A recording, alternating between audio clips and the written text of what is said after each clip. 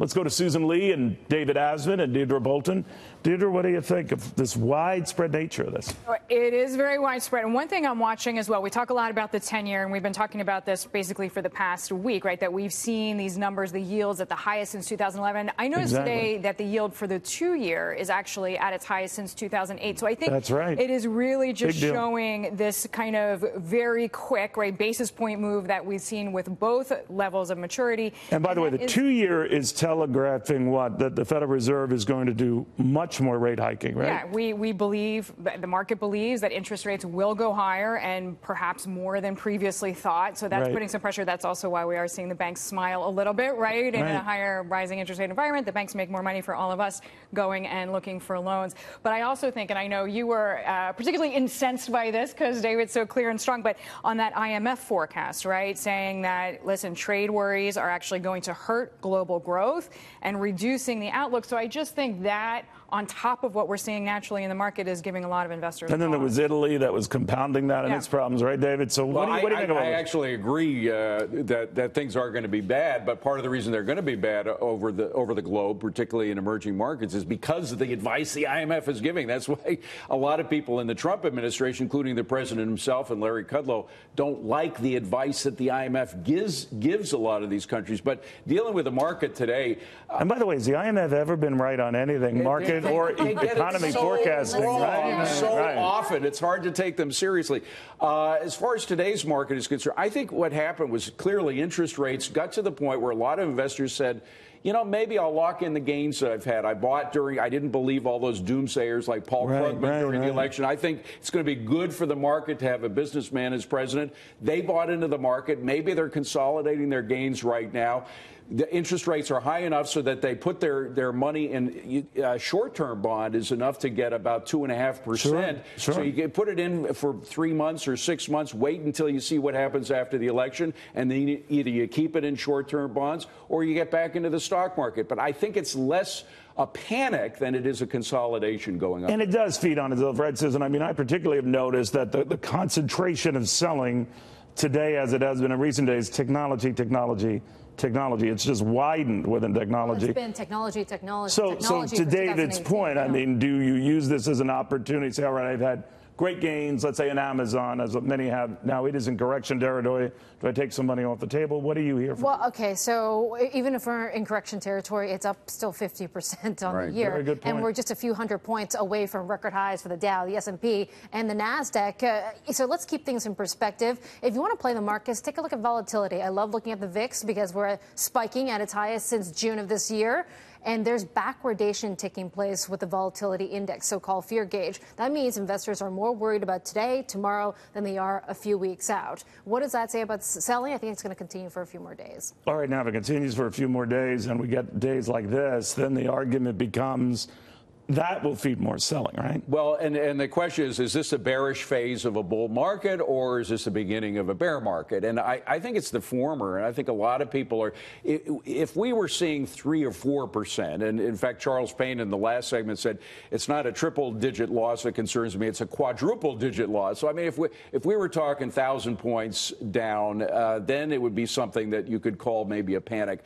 But I think this does look much more like just a bearish phase that we're going through. As Gary Kaltbaum, the genius analyst that he is, he said, this is a market that was just really frothy. You look at those marijuana stocks, for example, that were trading for the capital. The capital of all these companies was in the billions of dollars when they only make a few million dollars. But they were the exception to a general rule that wasn't like it was before the 2000 sell-off in the NASDAQ and anything, where you had so few companies generating the earnings to justify the stock. Yeah. So I always thought that was way overstated. But the frothiness of this market was beginning to just come up. I mean, again, we're in hurricane mode here. It's like the froth at the top of the ocean.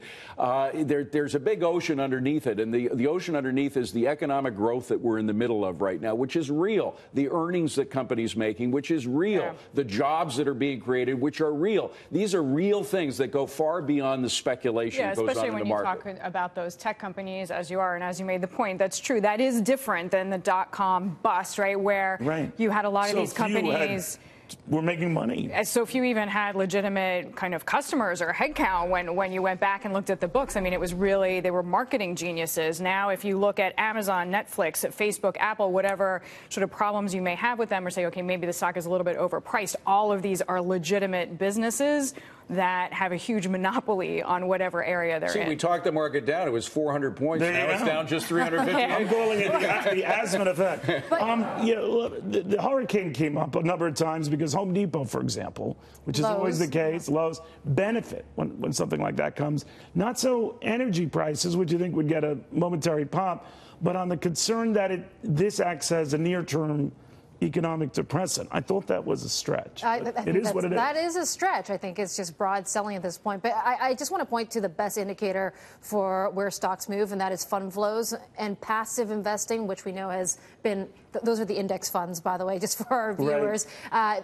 Those have actually not been getting as much money as they used to. So that means people are not rotating into stocks and buying as much as they used to, which usually indicates that there's going to be more selling. When you say index, do you base that as well on exchange-traded funds, or those that mirror the performance of the Vanguard, NASDAQ 100? Yeah, the Vanguard. So my point is, this is long in the cycle. What are we, 10 years now into the stock rally, the bull market that we're in? And I feel it's the longest ever bull market for stocks. Bull market, and nobody wants to be caught holding the hot potato at the end of it. I think people are just getting scared, thinking, when does this end? But a rally, that's a little bit of a misnomer because the rally itself didn't really begin in hardcore fashion until the past few years. The first couple of years of that, from 2009, what was it, March 2009 was the bottom of the market.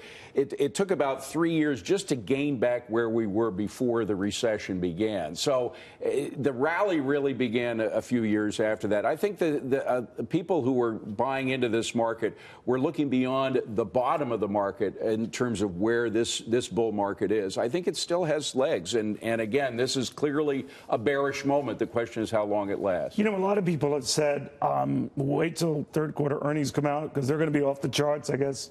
Expectations I think that's for been 19-20%. Right, that's been reduced back though for technology shares. That's what fund managers are saying. So at this point. don't look forward to that. Well, when it comes to you get outsized gains, outside declines when it comes to earnings season, and I think fund managers, analysts have been rationing because I back could see their that as a factor in the fourth quarter, the quarter we're in now. But you see that.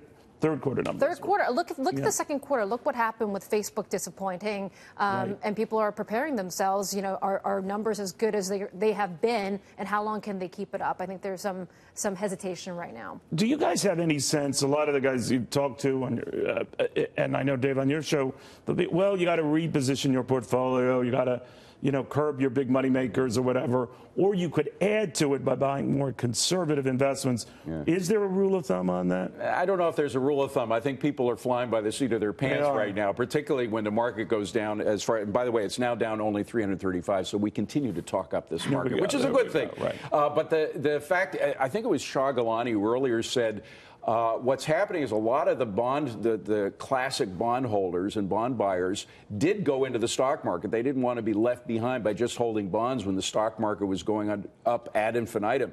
Those are the first people to get back now into bonds, particularly as interest rates are up. So they figure, again, okay, I got what I could out of stocks. I'm going to get back into short-term 2.5% bond for 3 months and then see what happens. So I think there is a lot of money that's being moved around right now. I don't think it's being cashed out, though, entirely. I think it's just moved to a different location.